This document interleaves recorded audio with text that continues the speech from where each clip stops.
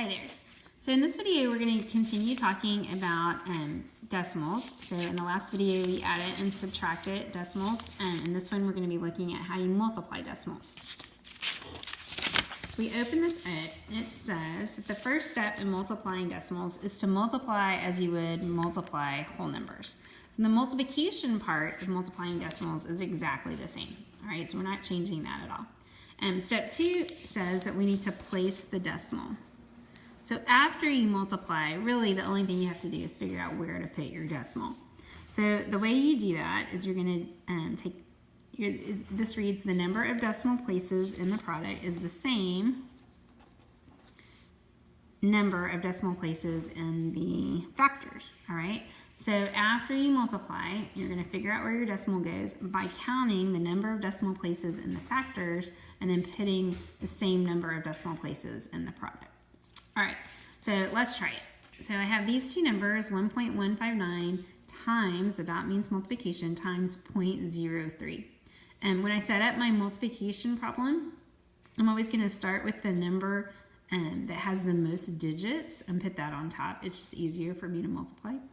And then, unlike adding and subtracting, you do not need to line up your decimal place. So it's okay that this one has 3 decimal places and this just has 2. Multiplication, that doesn't matter. And adding and subtracting, we'd have to line them up and add zeros, but this is different. All right, so I'm going to put the 1.159 on top. I'm going to multiply it times 0.03.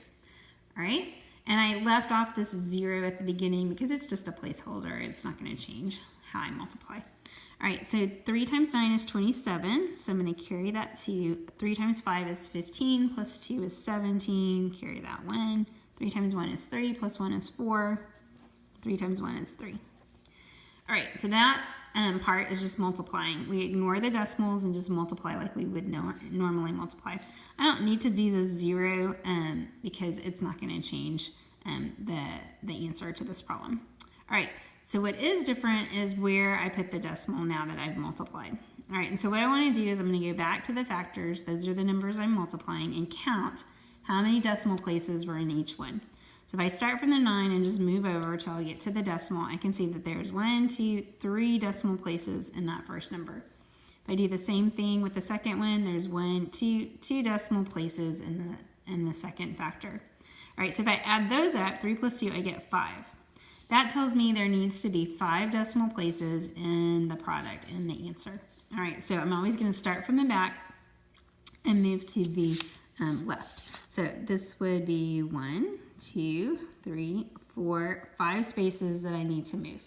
All right, well, I can see that I can actually only move 4 spaces. So in order to move 5 spaces, what I have to do is add a 0 here so that I can actually move the decimal, or I can make it so that there are 5 decimal places in my product. So my final answer ends up being 0.03477. Okay, and I can see there are 1, 2, 3, 4, 5 decimal places, just like I had wanted it there to be. All right, let's try number 2. So again, I'm multiplying 2 numbers. I'm always going to put the one with the most digits on top. This 0 doesn't really count because it's just holding a space here. So they both have 2, so it really doesn't matter which one I put on top. Again, because this is multiplication, I don't have to line up any decimals or add any zeros, at least for multiplying. All right, and then I'm just going to ignore them while I multiply. So 3 times 5 is 15, carry your 1. 3 times 4 is 12, plus 1 is 13. I'm going to start that second row with a 0 and then multiply the 5. So 5 times 5 is 25, carry your 2. 5 times 4 is 20, plus 2 is 22. So when I add these numbers together, I get 5, 8, 3, and 2. All right, so again, multiplication hasn't changed. Now I just need to figure out where the decimal place goes. All right, so if I count this first factor, 1, 2, there are 2 decimal places. If I count the second factor, there's 1 decimal place. So 2 plus 1 is 3. That means I need a total of 3 decimal places in my product. So I'm going to start from the back and count 3. 1, 2, 3. So that puts the decimal between the 2 and the 3. So this answer is 2.385. All right, in our last example, it says Jennifer makes $8.75 an hour walking dogs. She walks dogs for 2.5 hours per week. How much does she earn each week? All right, so she's going to, for 1 hour, get $8.75, but she works for more than an hour. She works for 2.5 hours or 2.5 hours. So the way to figure out how much she's making is to multiply these numbers together. All right, so I want to put the one with the most digits on the top, and this one has 3, this one has 2, so I'm going to use the 8.75 first, and then I'm going to multiply times 2.5. Again, I'm not lining up any decimals or adding any zeros. I only do that with adding and subtracting. So start with the 5. 5 times 5 is 25. Carry your 2. 5 times 7 is 37 plus 2. 5 times 7 is 35 plus 2 is 37. Getting ahead of myself. 5 times 8 is 40 plus 3 is 43. And then I'm going to start with the 0.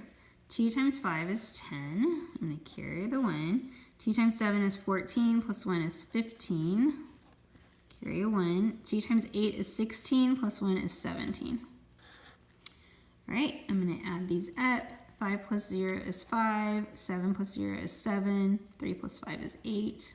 4 plus 7 is 11. Carry your 1. 1 plus 1 is 2. All right. And so the final step is to figure out where to put the decimal. So if I look at this first number, 8.75, I can see there are 1, 2 decimal places. Here there's 1 decimal place, so that's a total of 2 plus 1 is 3. So starting from the back, I'm going to count over 3 spaces. 1, 2, 3. That puts my decimal between the 1 and the 8, so 21.875, which is normally the answer for when you're just multiplying numbers together. But in this case, the question we were asked is how much she earns each week.